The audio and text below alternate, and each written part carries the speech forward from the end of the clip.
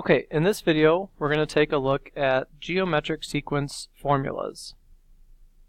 So far we spent a lot of time with arithmetic sequences and series.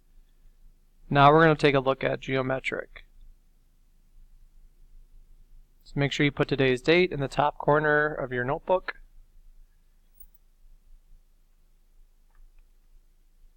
Alright, let's review just some common terms. So remember, geometric sequence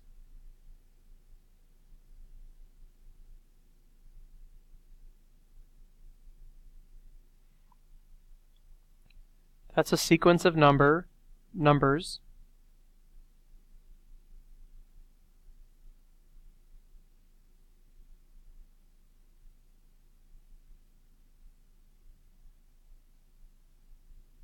in which the ratio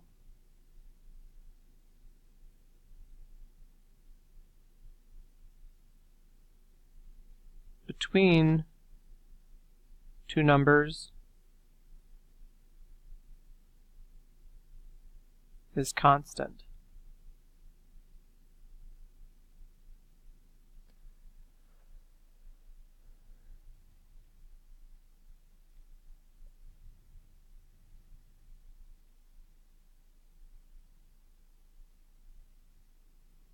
So geometric sequence, a sequence of numbers in which the ratio between two numbers is constant.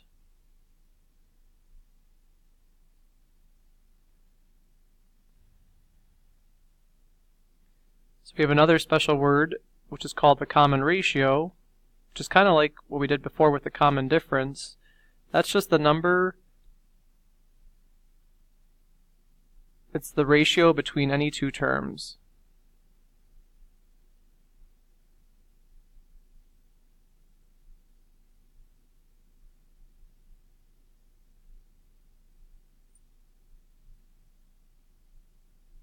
And we use the letter R to represent the ratio.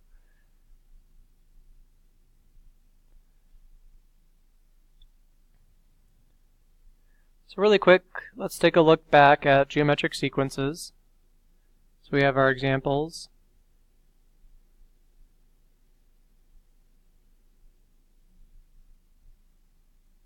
So let's say I gave you this sequence, 6, 12, 24, 48, and then it continues. Remember, to figure out if a sequence is geometric or arithmetic, if it's arithmetic we were subtracting. For geometric you divide. So I'm just going to take the first term divided by the second, or the second term divided by the first term, so 12 divided by 6, and that gives me 2. And then I see, is that true for each problem? So if I multiply by 2, is that true? And in this case, this does look like it's true. So this is a geometric sequence because I'm multiplying every value by 2. That's what makes a geometric sequence. It has to be a multiplication with a ratio value. Let's look at another example.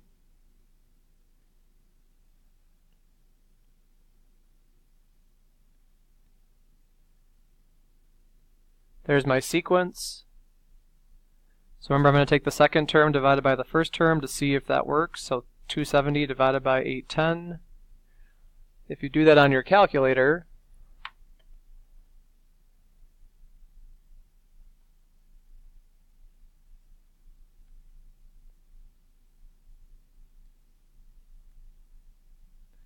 you're going to get a long decimal like that. But I want you guys to get in the habit of hitting math, which is right underneath the green alpha key, and then turning that decimal into a fraction by hitting enter twice. So really 0.333 is a third. So what this is saying is that you're multiplying by a third. And if that's true, that should work for each number. So if I do 810 times 1/3, just 1/3, I get 270. And then if I do that again, times 1/3, you get 90. And then times 1/3, you get 30. So this is a geometric sequence. You're multiplying by 1/3. The R is 1/3. So for each of these problems, I could be specific and say R equals 2, because that's what it's changing by. It's multiplying by 2. In this problem, R equals 1/3.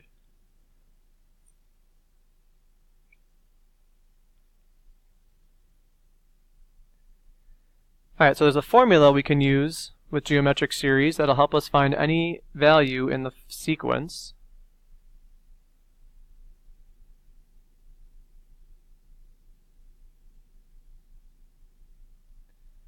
And so the formula looks like this.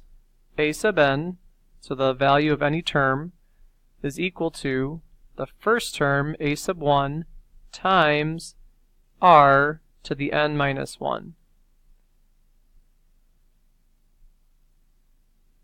And a sub 1 is the first term, just like when we had in our other problems. And r is the common ratio, so what is being multiplied every time.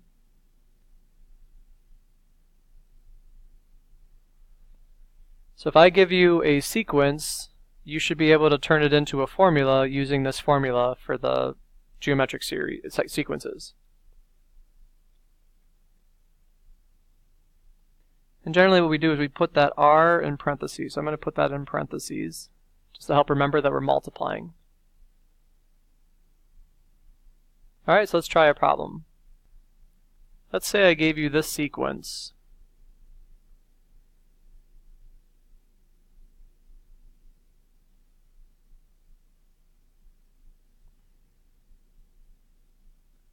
We've got 1, 5, 25, 125. So remember the formula, I'm just going to write it again since I turned the page, is a sub n equals my first term times r to the n minus 1. So n minus 1 is an exponent. Alright, so I have to figure out what am I changing by. So it looks like with this value, I'm going up by 5, so I'm multiplying by 5. So my r is equal to 5. My a sub 1 is equal to 1, because that's my first term. So the formula for this problem is a sub n equals 1 times 5 to the n minus 1.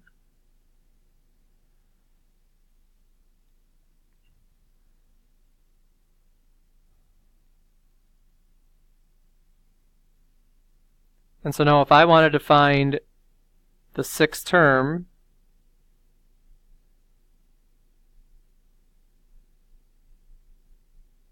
I can use my formula. So a sub 6, I'm just plugging in 6 for the n value,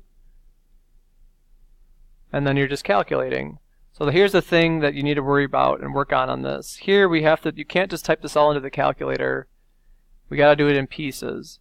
So I'm going to take care of the exponent first. So it's 1 times 5 to the 5th, because 6 minus 1 is 5. And then before you can do multiplication, you have to do the exponent. So I have to do 5 to the 5th first. So 5 to the 5th is 3,125. And then 1 times 3,125 is the same value again. So if I'm given a sequence, I can create the formula using the common ratio and the first term, and then using that sequence I can find any term in that sequence with the formula. Let's try another problem.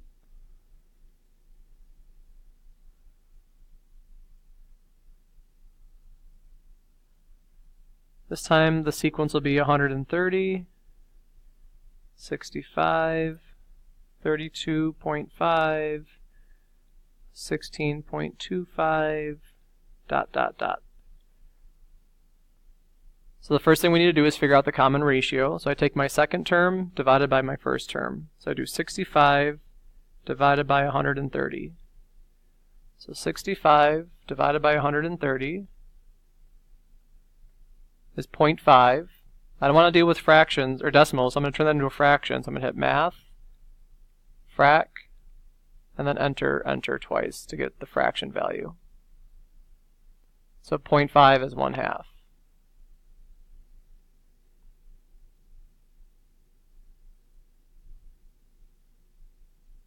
And that's my r value.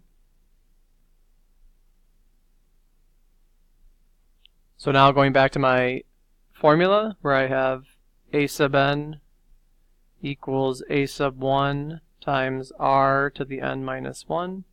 I can start plugging in these values. I know r is a half, and my first term there is 130. So a sub n equals 130 times 1 half to the n minus 1. And then again, if we're asked to find a term, so we have to find the sixth term,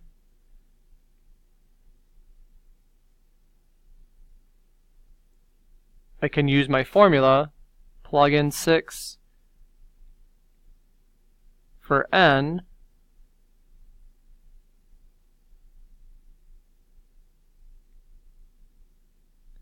so that's 130 times 1 half to the fifth. 1 half to the fifth is going to be a decimal,